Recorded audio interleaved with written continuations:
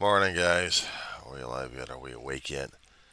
5:14 in the morning, West Coast time. It's Monday, the 20th of May, 2024, and I'm not even alive or awake yet for this stuff. I have to watch it out on my headset here. Has a tendency of muting or something like that. As soon as I hit the button on this damn thing, everything went hell in a handbasket, and I lost videos that way. So I have to be careful what I'm doing with this thing. A lot of things happening this morning. Who am I? I'm the Weaver John C. Roseman, California. That's okay. Let's put that on record there. Oh, the things I was researching last night and then this morning coming across, I'm like, okay, this ought to be an interesting Monday. We're not talking about the trials happening at this point over here. We're talking about other things happening right now. And I was just going over some of this stuff on YouTube and then watching on CNN. I'm like, oh, this is getting better and better, isn't it? International Criminal Courts chief prosecutor is trying to put it in a record and trying to get arrest warrants for three Hamas leaders, and not to mention um, Israeli um, defense minister and the current prime minister of Israel. Oh yeah, Netanyahu. Now, if they get the arrest warrants for all five of them, wouldn't that be a coup? Except would the Israelis accept it? Now, there was talk being posted ever so often and remarked ever so often that Israel will not accept an outside interference in dealing with their own internal matters, even though they are causing a lot of internal and external strife across the regions and across the world. They just don't care. We got universities happening in different countries, mostly the United States. I'm understanding more and more about that one.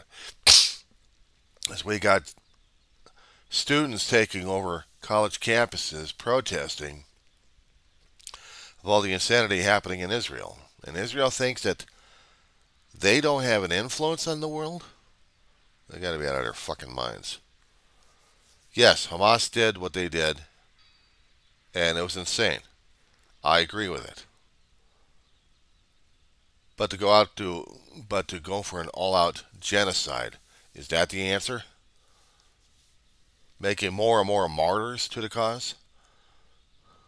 Yes, recovering the hostages is paramount, but you're turning Israel, you're turning Gaza into ashes, and they're supposed to be okay with it?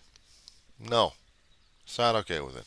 And yeah, there should be outside interference happening at this point over here, even though they are going to be following and breaking sovereign law and rules. But this is an international court for those countries who actually said yes, we will abide by them. Unfortunately, the United States isn't one of them. We're like Israel and a few other countries I'm not quite aware, but I think I am aware of generally, but not specific countries, that we will not abide by international criminal court system.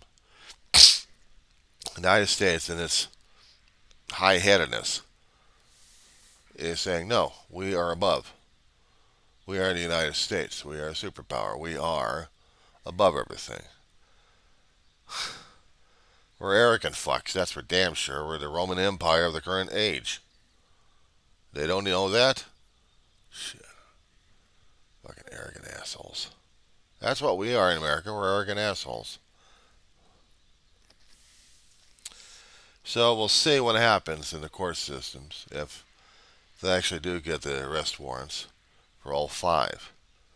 Three Hamas militant leaders who was in charge of all the damn shit, plus Netanyahu, if he will accept it or not. If he's not going to accept it, I don't know what the hell the damn thing's going to be useful or not. But I know we're still going to have bounce back. We're going to have pushback from the students again. There are still campuses out there getting raided left and right. They are getting so much raided left and right. It's not even funny. So, yeah, this is important. This is important. It's happening in our lifetime here, and this is going to be sovereign questions. This is going to be a question about sovereignty in the classroom studies throughout the decades on this, throughout history. How we're supposed to be dealing with it, how we're supposed to be dealing with the international relations. You know, someone out there like Bo in the fifth column will be trying to wrap his head around the political aspects of this damn thing. I'm thinking, yeah, it's complicated as hell, but let's not say like we're losing words at this point. Come on, get with it. This stuff is going to be affecting us and our children and more generations down the road on how we're handling this situation. History is watching and judging the living crap out of us. The United States on how our interference or willingness to participate in a slaughter is going to be looked at. Or are we still trying to be looked at as humanitarian aid workers just to salvage and save the Palestinian people? But we're supposed to have this relationship with Israel saying, well, we're still buddy buddies. Are we? Because even buddies can disagree with each other. Even buddies can fall apart in relationships with each other, from the individuals to the large groups, and still trying to find a way to reconcile down the road. That wasn't bad enough. Last night it was confirmed that the president, Raisi of Iran, and his foreign minister and several others died in a helicopter crash. It's going to be interesting to see if they've got any investigative ability out there to determine whether or not it was mechanical or was it deliberate, or was it pilot error, or was it actually weather that forced down the helicopter. And now Iran's got to have an interim president. It was said last night in different videos that the Iran president, who passed away, tragic as it is to him and his family, that he was a real son of a bitch. He was a real badass. No, not badass as a tough guy, but as in a pain in the ass, actually.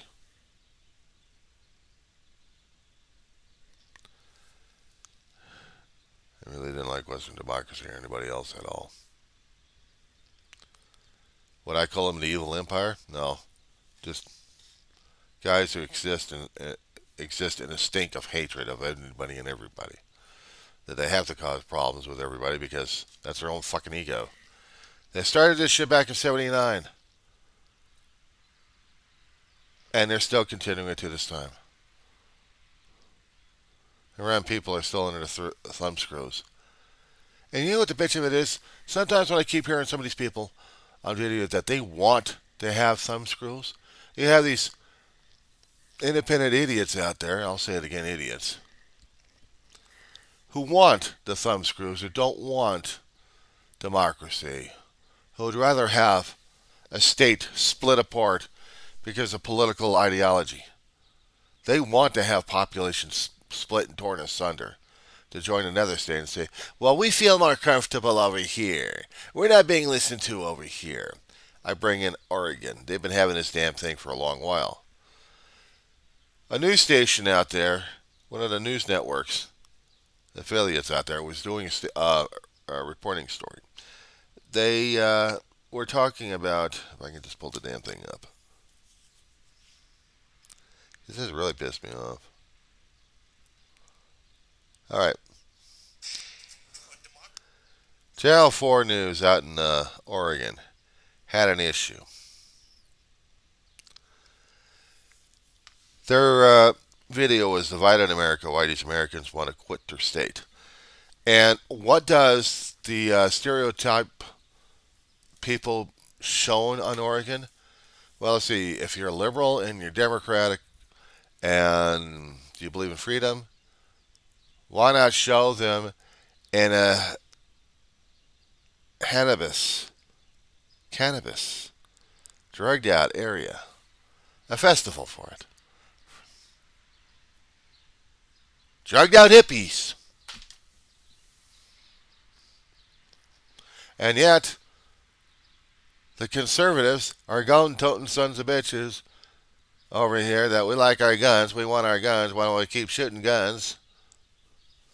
We don't like them because they don't like us. We don't like their liberal wokeism ways. We don't like them having women's rights over their bodies. We don't like them having uh, rights for trans people or the LGBTQ communities. We don't like them having that. No, we don't want that. We want back in the old days where it's more conservative. Therefore, we want to move over to Idaho. Well, why can't you fuckers just move directly to Idaho? Leave the state alone. No, but this is Oregon. We want Oregon split up. We just don't want them here. We want to go over here where we're more comfortable. I hate to tell you, sons of bitches, but be uncomfortable. You're living in a democracy. You don't think democracy works? Democracy doesn't work. Then you hadn't studied democracy in classes. Oh, it's still liberal. It's still wokeism. We don't understand any of this. How dare you? I dare, because I'm living in a state that tried to divide itself because the conservatives wanted it that way, and it didn't get that way. Well, you're too liberal. You're too woke. I hope so. Because in the last couple of elections, they kept trying to do the same damn crap all over again. Separate the state in different chunks. Dilute the state's power concerning about voting in both House and Senate. And think these states would, California split into states, would help out? I don't think so, Scooter Boys. It ain't going to work that way. There has yet to been an amendment out there to split apart states left and right. So federally, it ain't going to work. You're talking about the marriage of one state into another state, or portions of it. And that does affect the federal government in representatives both in House and Senate. So yeah, there is going to be a drawback on it. There's going to be pushback on this one. But it's becoming it's low key at this point because nobody's talking about it as much. Unless you're picking up on some of the local chatter. And that's about it. But on the national stage, has it made the national attentions? Has it even made the independent uh, watchdogs out there, they call themselves? They're more focused on other issues than instead of Oregon having a conniption fit and having a personality conflict here. I think they've gone schizophrenic. But pisses me off is the stereotypes that they would use.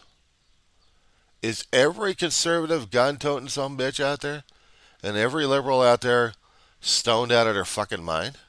Yeah, I'm not pulling punches on the language. Fuck them. If this is what Oregon is coming up to, they need to get their head examined. They really do. Democracy is a messy form of government, but effectively it gives both sides an area to listen to, but they're going to be screaming and yelling at each other. Hey, welcome to democracy. This is what we signed up for a long time ago. You want another government system? Go somewhere else. You want to leave? You want to be polarized? Leave the fucking country. You guys keep saying that to other people. You don't like America. Just leave it. We got other countries that got worse government systems than us.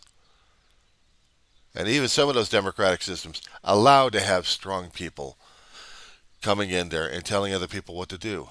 The elite, the small, the minority kept telling the majority, hey, we're in charge now. How do you like that? And the majority is still squashed on this one. Yeah, there's been several countries that are supposed to be democratic in Central America. Well, guess what? We're getting a backflow through them. They're going through Mexico just to get through us. No wonder we're having issues at the border. It's because that side of the country, that side of the world is having issues. That's affecting us a great deal. Now we got other countries besides Central America and South America trying to get in here. We got India. Oh yeah, coming through the borders. You believe that one? That's interesting, isn't it? So what's going on with the country that also is supposed to be democratic? That they would have to have people coming across from the Mexican border into the United States. You gotta ask yourself about that situation there. I'm surprised we hadn't gotten overpowered yet. What I was watching last night concerning about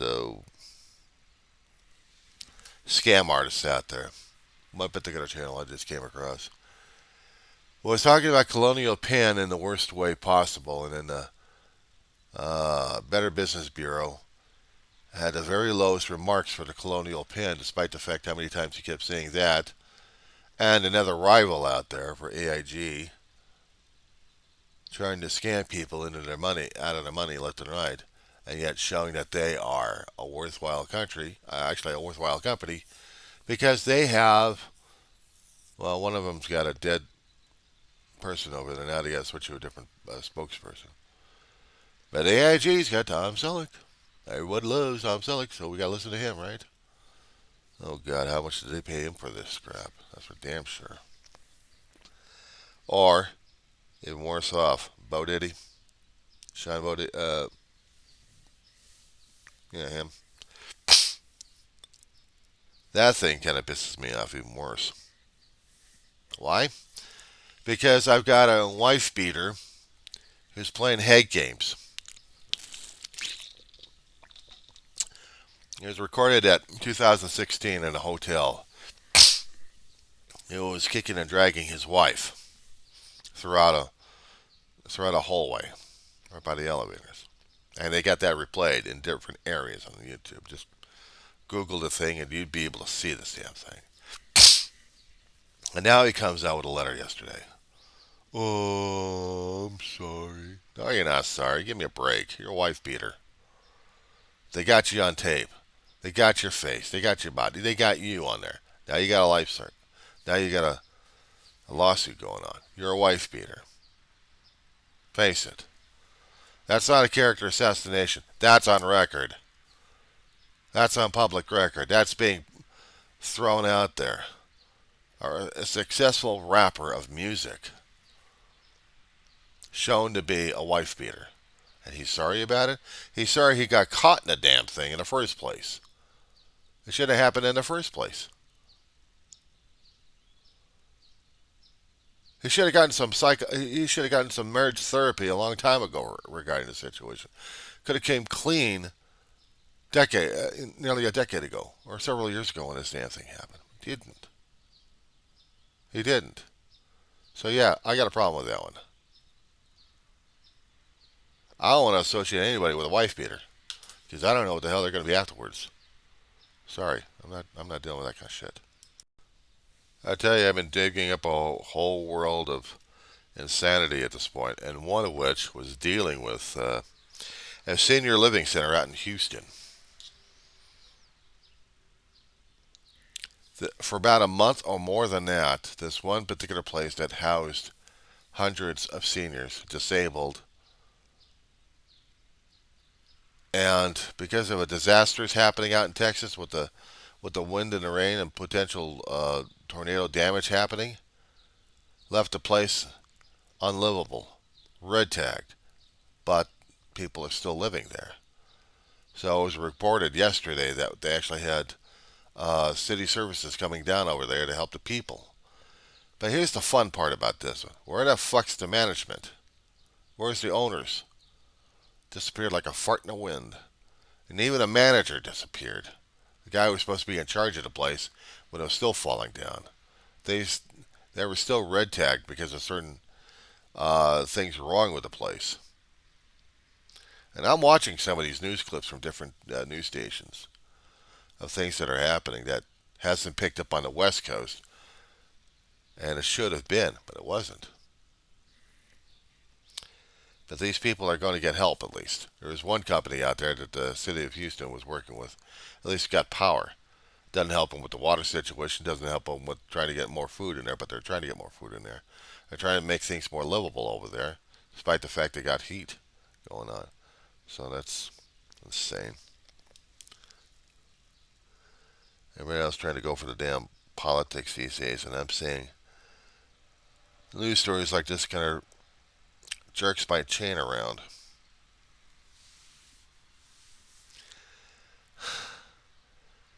The rich and powerful don't care about the small guys. They don't. And that'd be nice to hear. Assange, the guy who was in charge of WikiLeaks past couple of decades, who had been under house arrest or actually under asylum through another country. Well, now he's captured in Britain. He's been captured in Britain, and they're having a hearing for this guy, whether or not he's going to be extradited to the United States, but also if he's going to be tried and charged for espionage. Because the stuff that WikiLeaks was doing the past few decades was displaying classified documents that other countries, including the United States, was trying to keep on their wraps. You have governments out there, you have sovereign nations who are trying to perform foreign policy one way or another, and sometimes the information they have, they don't share with the other allies or anybody else for that matter. They've got their own little poker faces on here, what kind of tail cards they've got, what kind of cards they're going to be able to use in their game. And you need to have a poker face every time you keep getting a wild card in this one. Well, they got wild card. They got wild cards, and they're trying to stay in the companies. The countries are still trying to stay in the game of foreign policy. But WikiLeaks changed that when they started releasing documents from different countries, including the United States, that made us question about our own national security. Is it worth it? Is it not worth it? And who's going to be responsible for the damn thing when it gets violated? And we have been violated. Are we going to have them extradited? It's a different story altogether. I don't know if we are or not. That would be something, but I'm not quite sure. But if we do, that'll be something. Because then we could put the guy under jail and throw him over to Gitmo maybe, or Supermax. Not a country club. But that being said,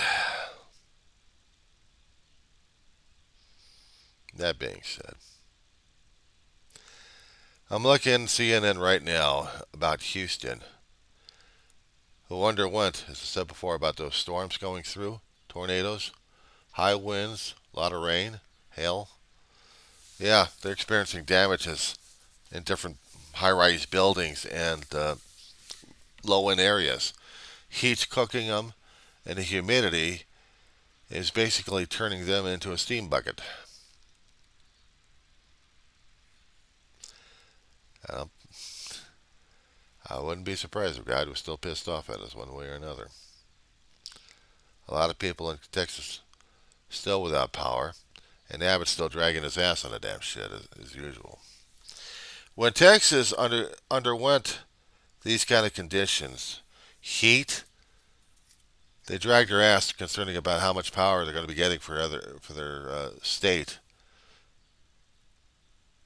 and the U.S. senators didn't do shit. So I'm kind of going to keep an eye on these guys, whether or not their state government's going to be screwing them over one way or another. If they can get power managed in Texas to get more air conditioning for people, I know it's going to be sucking up on the gigawatts here, but they're going to need it.